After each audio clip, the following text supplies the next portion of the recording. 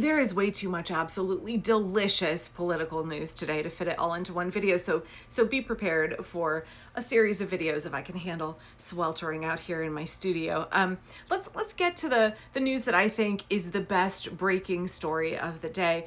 And it's one that, like, I don't want to say I told you so, but we could all see this coming. We could all see this as the logical conclusion, unless we were, one of those creators caught in a doom spiral, one of those creators who lives off of telling everybody that this is the end and that Donald Trump will be successful in rolling out his fascist agenda. He will be successful in destroying the criminal justice system and weaponizing it as his own personal retribution machine. And there's plenty of those folks on social media who just want to have the worst possible interpretation of events. And not only that, when they put out their story, they don't factor in, their calculus does not include the fact that there is an American resistance and that there are good and decent people who are willing to hold the line for democracy and the rule of law. I, for one, am so fucking tired of all of the propaganda. I saw a creator earlier today whose video was entitled "We're Fucked." And it's more and more of this, like, oh, Donald Trump is succeeding in all of these ways. Donald Trump is destroying democracy. Like, he's fucking a lot of shit up. He's doing lots of terrible things, and he's creating entirely unforced errors. And one of my chickens is laying an egg. So actually, it's more likely that there is a line for the choice nest box. There are multiple nest boxes, but they all have one that they really want. And if there's a hen in the good nest box, then one of the other hens will get cranky when she wants to use it. Anyway, we'll just listen to her clucking up a storm while we continue to talk about the fact that I'm really tired of these men who are like, Donald Trump is doing these terrible things and he'll be inevitably successful. There is this whole other element, which is millions and millions and millions of people in organized resistance against Donald Trump, and the resistance is ever growing. Those in opposition to Donald Trump are ever growing in number and also in motivation, also in tenacity. We are rising, we are taking action. And so when I hear guys talking about all of the negative news stories, all of the harm that is being done, and it's not balanced by all of the ways that this regime is made up of a bunch of fucking losers who don't know what they're doing. They're inept, they're corrupt, they're inept, they have giant blind spots, they are not very good at doing a fascism. I think it's really important to highlight all of the times that they try evil, awful shit because they are amoral and they are ambitious and they are mean and they are cruel. But that doesn't mean that they have intellect, and it doesn't mean that they have savvy, and it doesn't mean that they will be successful in trampling all of us who are willing to hold the line and push back. Okay, sorry to take 3 minutes and bury that lead, but I feel like that context, that lead in is important, and it's going to be important for every video that I make today. So, do you remember when, of course you remember the drama with the reflecting pool and how it was more of Donald Trump, more of the graft, right? Donald Trump hiring his friends to redo the reflecting pool Lysol blue, and they fucked up in their application of the coating of the pool. And then the pool got this horrible algal bloom, and so they dumped all this hydrogen peroxide in, and the peroxide reacted with the pool lining and caused it to crack and peel, and it was a big mess.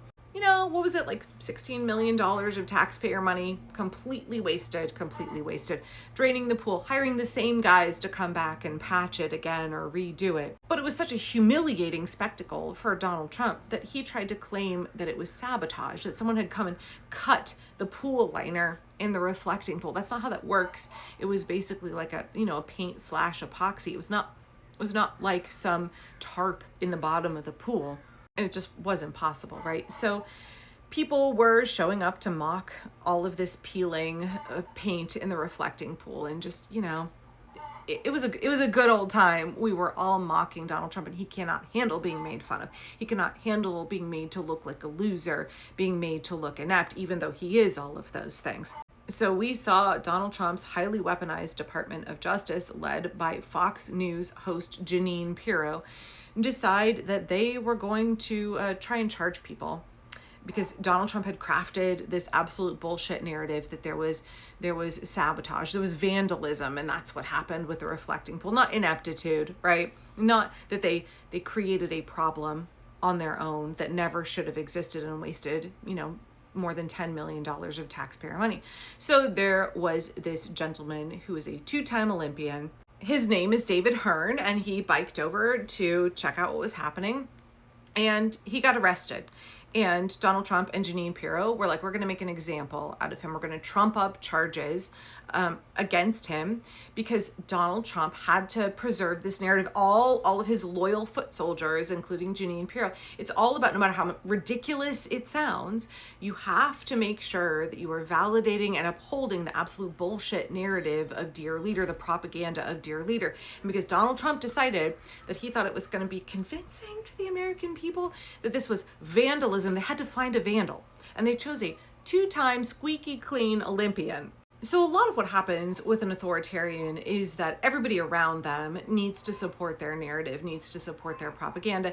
And part of it is that loyalty test that I'm always talking about, right? Even if they know that what he's saying is absolute bullshit, because the majority of what comes out of Donald Trump's mouth is an absolute lie, right? It's either pure copium, it's pure, like, playing every accusation as a confession, playing opposite day. He's just like a pathological liar. That's what a narcissist is, right? He will say anything to uphold his narrative. Plus, also add the dementia to it, and then you just get, right, it's a disaster. But those around him who are cognitively perfectly functional, they have to perform loyalty to him, and that means going along with whatever he says. So if he says it's vandalism, we all can see with our own eyes that that's complete and utter horseshit. We know it's ridiculous, but Jeanine Pirro and other members of the regime have to act like that's a legitimate concern and that a crime has been committed. And so they have to make an example out of somebody, and they picked David.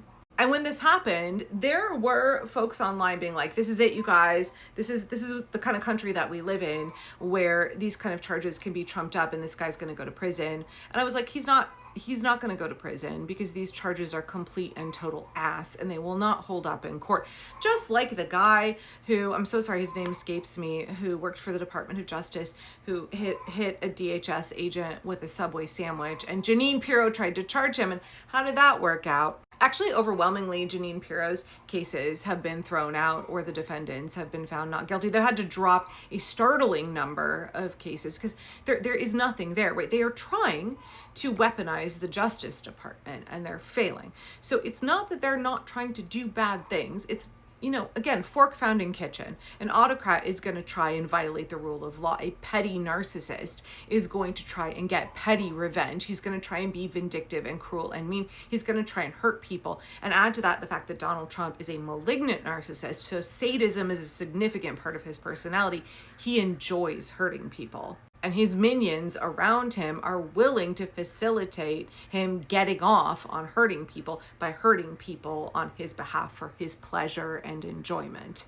But that doesn't mean that they're going to succeed. They're going to try all of those things. And I think so many negative creators, so many doomer creators act like he's going to be successful. And the fact that he's trying means he's going to win. They play into the future faking. Or they think like the fact that he's trying at all is a sign that like everything is collapsing. No, it's a sign that a narcissist is trying to have a fascist coup in the United States. A narcissist is trying to do the things that narcissists do. It doesn't mean he will be successful. Every action that Donald Trump undertakes, we all get to decide how to react. And that we includes the courts. It includes attorneys and judges. It includes juries, right? Juries made up of us, who we get to decide whether we are going to uphold the rule of law and refuse to let Jeanine Pirro and Donald Trump and the weaponized Department of Justice trample upon it. And we already know that the Department of Justice is, they're full of a bunch of inept lawyers. They're real bad. They're real bad at lawyering. But it doesn't mean that they are not brazen and ambitious. It doesn't mean that they will not serve Donald Trump and try and do things that they know are illegal, try to put together a case where they know that there is no case. If nobody stands up against them, then they're going to get away with having kangaroo court after kangaroo court. If nobody stands up for the rule of law and for our fellow Americans, then they're going to get away with all of this nonsense. All of this gaslighting will become normalized. All of this bullshittery will become normalized, but people aren't falling for it and people are standing up against it. And because of that, today the Department of Justice had to drop their case against Olympian David Hearn because there was no case. Sheer abject humiliation for Donald Trump, Jeanine Pirro, and the Department of Justice. They tried to do a terrible illegal thing and they failed utterly. Not only was the case dismissed, they admitted there wasn't even any vandalism at all. please understand, they're trying to do bad and lawless things. It's up to us to make sure that they don't succeed.